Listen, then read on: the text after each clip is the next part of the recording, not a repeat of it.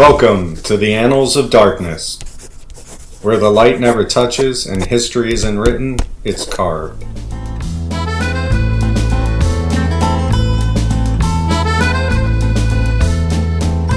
I'm your host, Rav Greason, the curator of Cursed Curiosities, the librarian of legends better left unread, and tonight, the man unfit to hold a spoon, but foolish enough to serve you this next course. The disclaimer is only the annals can. Now before we pass the platter, let's talk about what's on it.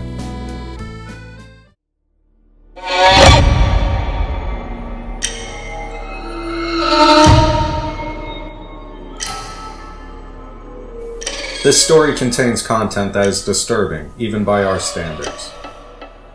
Themes of cannibalism, necrophilia, mental illness, and a total failure of the justice system. It is all based on documented factual events, and none of it is played for shock value at the expense of the victims.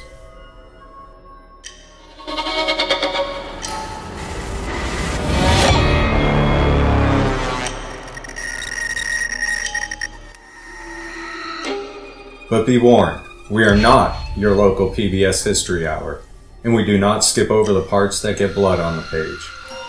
Here on the Annals, we peel back the skin of history and we show you the rot beneath. If that makes you uncomfortable, good! It means you're still human. So if you're here for a tale that feels like fiction, but is stained with truth, pour yourself something strong, draw the curtains tight, and whatever you do, don't get hungry.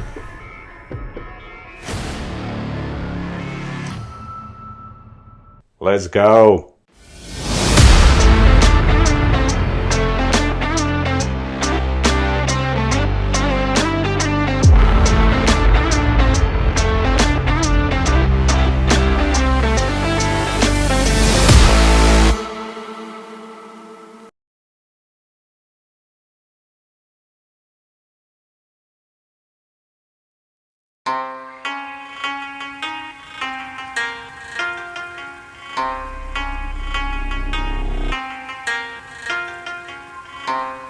Act 1. The Known Story. Dinner Plans with the Devil. Issei Sagawa was small, quiet, forgettable, and inside him was a hunger that could fill the annals of hell. He stood just 4'9" and barely over 90 pounds, with a voice so soft it sounded like a man apologizing for existing. He moved through the world like background noise, but behind that silence was a fantasy louder than death. A fantasy that started young and never left. Childhood, the cradle of cannibalism. Born in 1949 in Kobe, Japan, to a wealthy, powerful family, Sagawa had everything money could buy, but nothing that made him feel real. He called himself ugly, weak, inferior. And what did he fixate on to feel powerful? Not grades, not girls, not guns. Flesh. Specifically the idea of consuming it. He would later admit that his first cannibalistic thought came in elementary school, when he looked at the thigh of a male classmate and wondered, what would it taste like? And let me tell you, when your first crush is a leg of meat in gym class, therapy's not going to be enough. Growing up twisted. Through adolescence, the fantasies didn't fade, they evolved. He became obsessed with Western women. The blonde, tall, confident ideal that haunted post-war Japanese media. In his mind, these women were superior, goddess-like, untouchable. So naturally, he decided the best way to possess one was to eat her. Romantic, right? He didn't want to dominate. He didn't want love. He wanted to absorb beauty, to own it. To erase his own inferiority by devouring someone he thought was perfect. If I eat her, he once said, then she becomes part of me. I become her. Annals of Obsession, Exhibit A. The rich boy with rotten thoughts.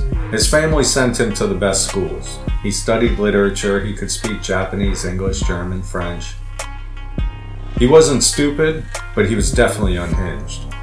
In 1970, he tried to act on his fantasies for the first time. He followed a tall German woman back to her apartment in Tokyo. When she fell asleep, he snuck inside, intending to cut off and steal a piece of her flesh. She woke up, he panicked, she screamed, he ran. He was arrested, but only charged with attempted rape. He never told them the truth. And no one bothered to ask why a literature student was breaking into apartments with knives. He got a suspended sentence. Off to Paris, where the appetite matures.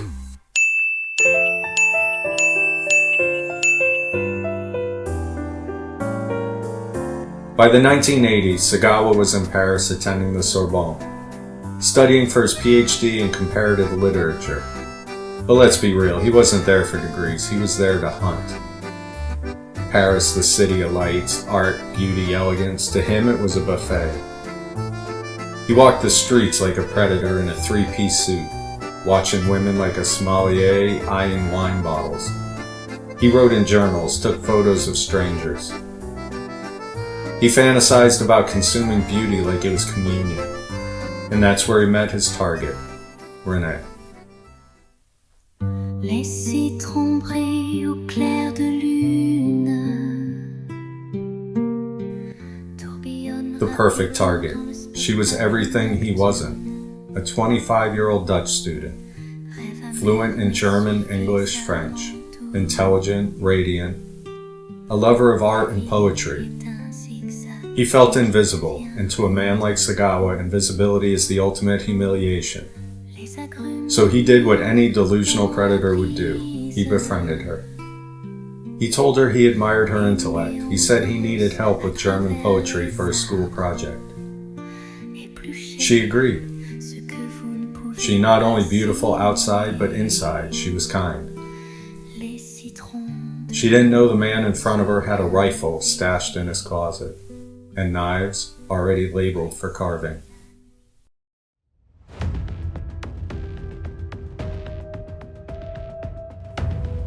He planned it for weeks, carefully, meticulously, like a dinner party. The hidden thread, a taste of the unthinkable. Paris, June 11th, 1981. Late afternoon sunlight spills through the thin curtains of a small apartment on Rue Lange. The kind of golden light that makes the city glow like honey. But inside this room, the air is heavy. The air is still. The air is waiting. Renee sits on the floor, cross-legged, reading from Les Fleurs de Mal, Baudelaire's poetry of beauty and decay. Her voice is calm, steady. Behind her, Sagawa watches, his heart pounding, his palms slick, and his hands a small .22 caliber rifle. He raises the gun, he hesitates. I thought if I didn't do it now, he would later say, I never would. He pulls the trigger, one sharp crack, and her voice is gone. Renee falls silent. Sagawa freezes. He doesn't scream, he doesn't cry, he just stares. He later reflected, I was surprised how easy it was. She didn't even resist, it was like a dream. The sick dude checks her pulse, nothing. Then as calmly as a man cleaning up after dinner, he locks the door and begins preparing her body. The ritual of the flesh. Sagawa drags Renee's body onto a low table. He opens his desk drawer, not for paper or pens, but for a set of knives. He starts at the neck and the skin resists. He tries again, smaller cuts. He says he was amazed at the texture. He describes her skin as soft, her fat pale and slippery. At first he claims he wanted to simply explore the body, to see what beauty looked like from the inside. But within minutes, that curiosity turns to compulsion. He leans close, smells her hair, touches her face, and then he bites. He tastes human flesh for the first time. He later says it melted on my tongue like raw tuna. That line, the one between the poetic and the perverse, has been erased. He begins cutting with surgical precision like a scholar dissecting his obsession. He He removes a piece of her left buttock, a part of the body he had fantasized about since childhood. He places it on a plate, seasoned it lightly, and fried it on the stovetop. He describes the smell as sweet and savory. He takes a bite, and another, and another. Then he stops cooking altogether and starts eating her raw, claiming it felt more intimate. He wrote in his journal, "I wanted her to become part of me. I wanted to possess her forever." For 2 days he lived beside her corpse, photographing it, touching it, talking to it. He ate parts of her thigh, breast, and nose, trying to consume every piece he could. He said he wanted to preserve her beauty inside him. He took dozens of Polaroids, some were anatomical studies, others were theatrical, like a grotesque parody of romance. He dressed her body, then undressed it again. He posed her with food, with mirrors. He treated her corpse like art, a twisted self-portrait of his own depravity. When later asked why he photographed everything, he said, "Because beauty fades. I wanted proof that I captured it." This wasn't just a murder, it was performance art from hell. And for a man studying literature, every photograph was a paragraph in the story he believed he was writing about himself. The banquet of delusion. Over the next 48 hours, Sagawa barely slept. He read, wrote, and consumed. He said the smell of decay didn't bother him. He said it made him feel closer to her. He experimented. He sliced muscle from her arms, tasted fat from her stomach, and compared the textures like a food critic describing entrees. Her breasts, he wrote, were too soft. The thighs, perfect, firm, delicious. And in case that wasn't grotesque enough, he told police he tried to eat parts of her face but found them too tough to chew. He described how, as her body cooled, he felt his excitement fade. The fantasy, once vibrant, was becoming routine. But the final act was yet to come. The disposal plan. 2 days later, the reality of decay set in. Her body began to smell. Sagawa decided to dispose of what remained. He purchased 2 large suitcases and carefully packed the dismembered remains inside, layer by layer, like someone storing leftovers. He hailed a cab to the Bois de Boulogne, a wooded park outside Paris where he planned to dump the evidence into a lake. But fate, or karma, has a way of tripping monsters. He was seen. The cab driver noticed the blood leaking from the bags. 2 passersby saw him struggling to drag them through the park. When police arrived, he stood there quietly, almost amused, and said, "I killed her. I wanted to eat her. That's all." They opened the bags. They found what he'd packed. And just like that, the world's most twisted dinner party was over. The interrogation. Sagawa confessed immediately. No tears, no excuses, no remorse. He gave the police every detail. He told them what parts he ate. He told them how they tasted. He told them he was not sorry because in his mind, he had finally fulfilled his dream. When asked if he regretted it, he said, "I wish I had eaten her whole." Even the detectives went pale. One reportedly stepped outside the room to vomit. The hidden thread. This is where the story digs under your skin, because Sagawa wasn't insane in the chaotic sense. He was methodical. He was lucid. He didn't kill out of rage or jealousy or survival. He killed for aesthetic possession. For the belief that if he consumed beauty, he would no longer feel small. He didn't want to destroy her, he wanted to keep her forever. And that's what makes this story more terrifying than any horror film. It wasn't a crime of passion, it was a crime of admiration. When the French courts evaluated him, they declared him legally insane, a verdict that would ironically set him free. But that's a story for the next act, when obsession becomes celebrity and the monster gets a microphone. He didn't just eat her body, he devoured the world's attention, and the world, for a time, fed him right back. Act 3, Parallels and Reflection, the monster, the microphone, and the mirror. When the police hauled Sagawa out of there, they expected a madman. What they got was a soft-spoken academic with perfect manners. He bowed. He apologized for the inconvenience. And then he calmly told them everything. The trial that never happened. French psychiatrists spent weeks with him. They described him as lucid, articulate, and terrifyingly logical. He understood what he'd done, he just didn't think it was wrong. Their final diagnosis, legally insane. No prison, no trial. Commitment instead to a mental institution outside of Paris. He told the doctors he felt peaceful.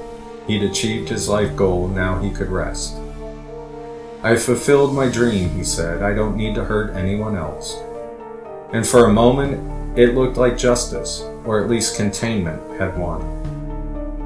But the annals always have another twist.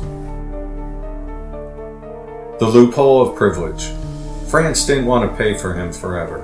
His father, a wealthy industrialist, lobbied for his return to Japan, promising continued psychiatric care. So in 1984, just 3 years after the murder, they put him on a plane. When he landed in Tokyo, something incredible happened. Because France had sealed the case files and never held a formal trial, Japan had no legal authority to charge him. The doctors reviewed him, declared him no longer insane, and released him into society. No handcuffs, no supervision, no freaking shame. He stepped out of the asylum gates a free man, and into one of the most grotesque second acts in modern history.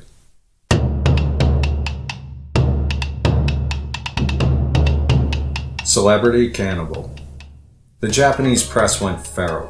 He was small, soft-spoken, disturbingly articulate. The perfect freak show guest. Reporters called him the man who ate beauty. Producers called him Ratings. He published a memoir, In the Fog, describing the murder in exquisite, stomach-turning detail, and it sold out. He wrote food reviews, movie critiques, even columns on other crimes. He appeared in pornographic films where directors staged him touching models as if parodying his crime. He starred in a documentary where he ate raw meat on camera. He drew sketches of women and signed them for fans. The very act that should have buried him made him a star. "I am proof," he told one interviewer, "that fantasy and reality can merge. People are fascinated by that. No remorse, just branding." Pop culture eats itself. The story spread beyond Japan. In Europe, the Stranglers band released loopholes, a song inspired by him. Even the Rolling Stones slipped a reference into Too Much Blood. Horror directors whispered his name like a creative prompt. Manga artists turned him into an archetype, the frail, polite killer driven by aesthetics. He became the template for every cult cannibal trope that followed. And the most disturbing part, he played along. He gave interviews analyzing his own myth, correcting inaccuracies like a historian of horror.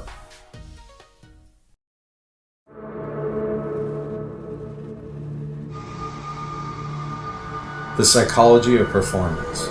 Sagawa didn't see himself as evil, he saw himself as interesting. Psychologists described him as narcissistic with zero empathy, a man who replaced guilt with curiosity. He said eating Renee was an artistic act. He claimed he wanted to understand the essence of beauty. He framed murder as philosophy.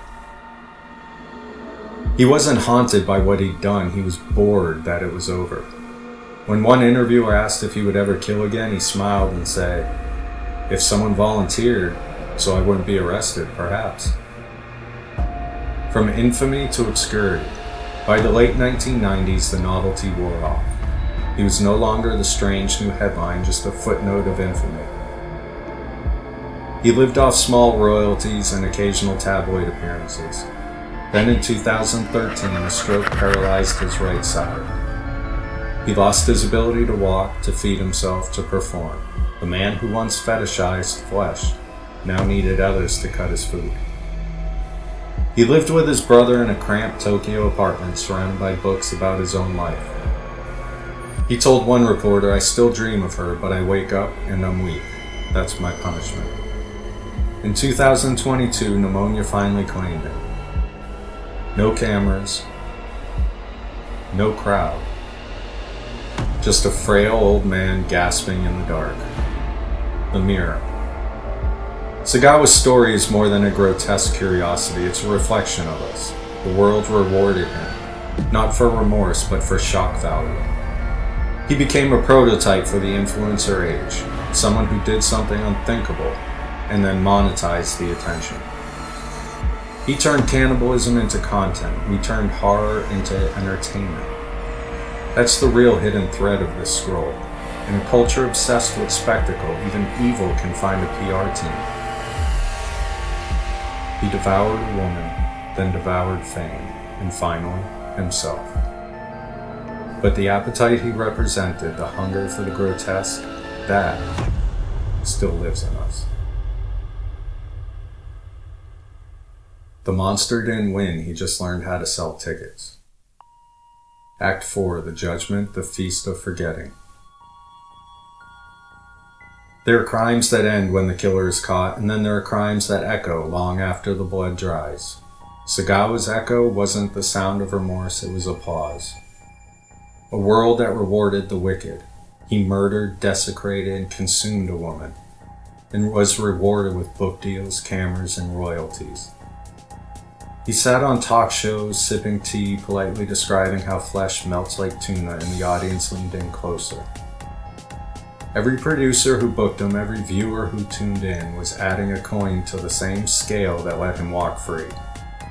We didn't cage the monster, we hired him for an interview. That's the first judgment of the annals.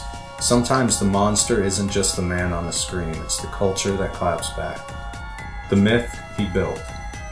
Sagawa wasn't content to be infamous. He curated his image. He painted himself as a tragic poet, a frail philosopher who had simply loved too deeply.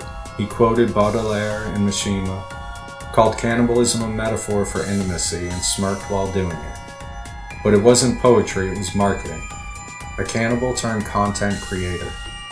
Press kept asking why he did it, as if there were an answer profound enough to excuse it. There wasn't.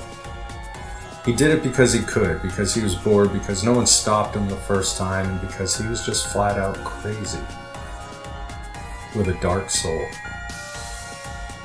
And the mirror he left us? Every time we replay his interviews, reprint his photos, or stream his documentaries, we're feeding the same hunger he lived on. The need to watch, to know, to peek through the keyhole at madness. He devoured one person, the world devoured the story. We're all at that table now. But the annals aren't here to moralize. We're here to remember, to hold up the mirror and force the audience to see what reflected in it. He ate beauty to feel whole. We consume horror to feel safe. Both appetites are built from fear. And the final verdict. So what do we do with him? Erase him, ignore him, pretend it never happened? No. We brand his name into the annals, not as a legend,